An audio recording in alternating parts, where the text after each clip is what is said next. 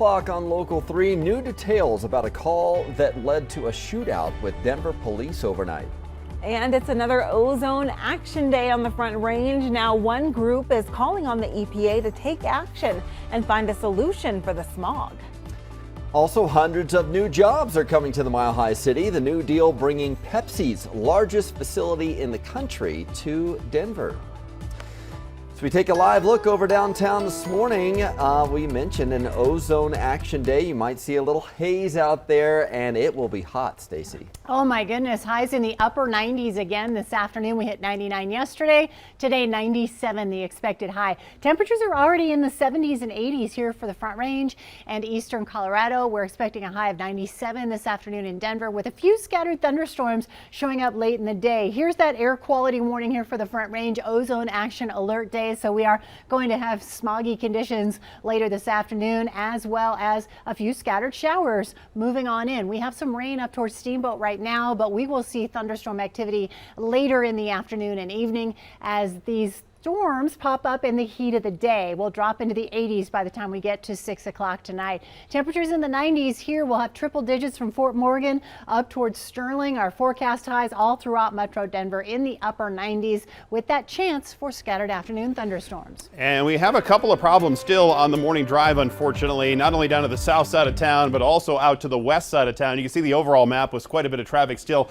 up here to the north side and getting down to the Denver Tech Center. I want to start with this problem that we have on I-70. It's on the eastbound side right after Kipling. From the camera over there, you're still looking at a lot of stop and go traffic. It's actually the eastbound side curves around and then continues that way. So the crash is back over that way and looking at a lot of stop and go, unfortunately. And the drive time reflects it, almost a half an hour out there from after about 32nd all the way through here. So 6th Avenue is a much quicker way. We also have a problem coming out of Sedalia, Castle Rock with a crash right over here by Town Center before C470. So a couple extra minutes there. Lucent could help you get around it coming off of Highlands Ranch Parkway. And we still have this officer involved shooting closing down Washington Street, so either Lincoln Street or Broadway between 47th and 51st helps you get around that one. Right now, we continue to track breaking news from overnight. Denver police shot a person overnight in the Globeville neighborhood. Officers were following a car after getting a call about people with weapons. When the car stopped, police moved in but were met with gunfire. 2 officers shot back and hit a person. They're in critical condition now. No officers were hurt. 3 other people from the car were taken into custody. At least 2 more are still on the loose. Well, encounters like that are rare, but Denver police have a system to make sure officers are ready and available to respond to violent crime because they've been diverting some low-level emergency calls with counselors instead of cops. Denver 7's Colette Bordelon has how Denver's STAR program could be used as a model for the rest of the country. What Denver has is called the STAR program. That stands for Support Team Assisted Response. And essentially the way it works is that an EMT is sent out with a behavioral health clinician to respond to those lower level 911 calls, the ones where there's not an imminent risk really present. So they could be related to mental health, substance use disorder, or people experiencing homelessness. Since the STAR program launched in June of 2020, they've responded to thousands of calls. Our partners at the Denver Post say their strategy will serve as a model for other cities under a new bill introduced by Senator Michael Bennet on Wednesday. Basically, it would fund programs similar to the STAR program in other places. In June of this year, Stanford released the results of a study where they found a drop in crime during the pilot part of the STAR program. Those behind the research say they have evidence it's possible to reinvent the way we think of a 911 response. They also found the STAR program saved money and called the results extraordinarily promising, while saying there needs to be more pilot programs and studies to make sure permanent reform is done correctly. On the STAR program's website, it says as they hire more people, they're hoping to cover every part of the entire city of Denver. So that would be serving people from 6 in the morning to 10 at night, 7 days a week once they get that extra staff. They've also brought on 5 more vans, but they don't officially have those yet because of supply chain issues. They say they'll be delivered in the spring. We'll also be watching Senator Bennett's bill closely. In Denver, Colette Bordelon, Denver 7.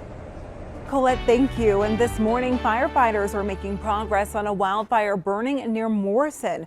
The Snow Creek fire is now 75% contained. Crews will be back on the fire line this morning to finish mopping up.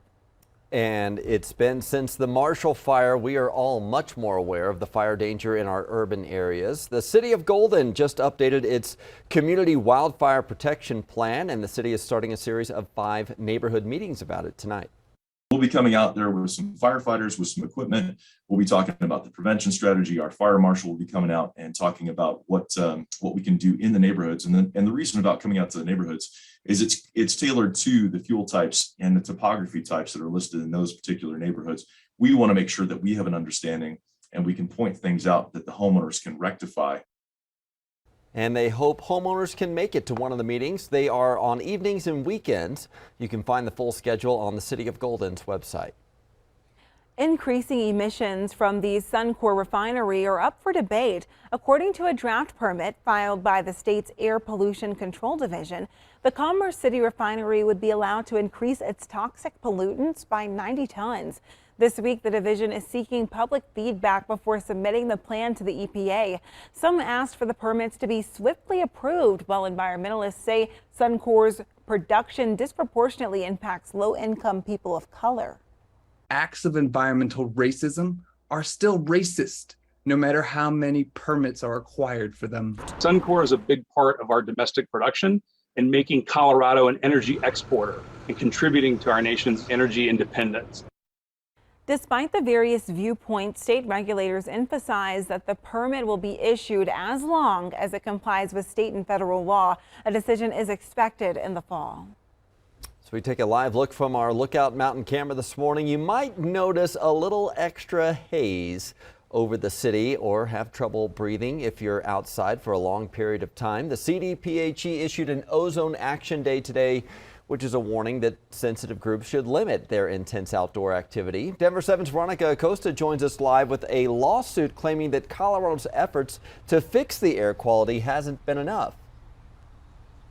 CDPHE officials aren't the only ones who think that haze you just mentioned is really bad. The Center for Biological Diversity thinks it's actually so bad it's worth suing over. They say, this group, that the state could be doing a whole lot more to limit oil and gas drilling. Ultimately, it wants the EPA to really start cracking down on the state's ozone violations, so much so that the group actually filed a lawsuit yesterday. The point of that lawsuit is to, quote, force the EPA to require Colorado to limit pollution from drilling and hydraulic fracturing for oil and methane gas in the Metro Denver area. The group says it believes we will never solve that smog problem unless the EPA puts an end to unlimited air pollution from drilling and fracking. The lawsuit does target the EPA for not requiring Colorado to account for ozone contributions by minor sources of pollutants or from a temporary source. The group went on to say not only do these practices cause health concerns, but they also cause concerns for the environment, specifically some of those aspen trees. Now, not only do we have to worry about that smog, that haze that's lining the sky this morning and later on throughout the day into the afternoon, but as Stacy knows, we also have to worry about that heat today.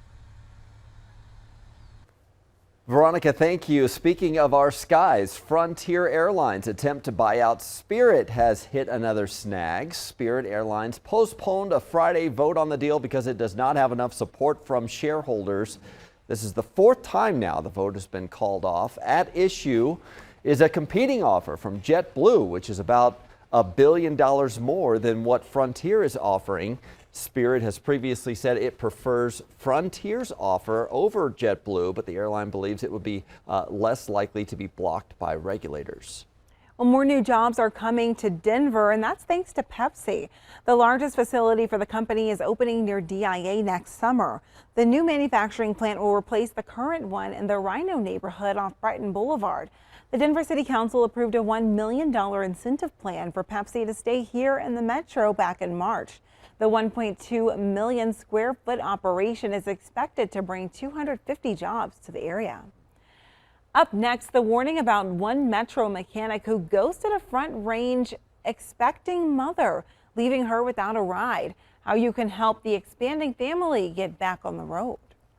And then Great American Beer Fest tickets are on sale. How to snag yours and get a taste of more than 1,500 beers.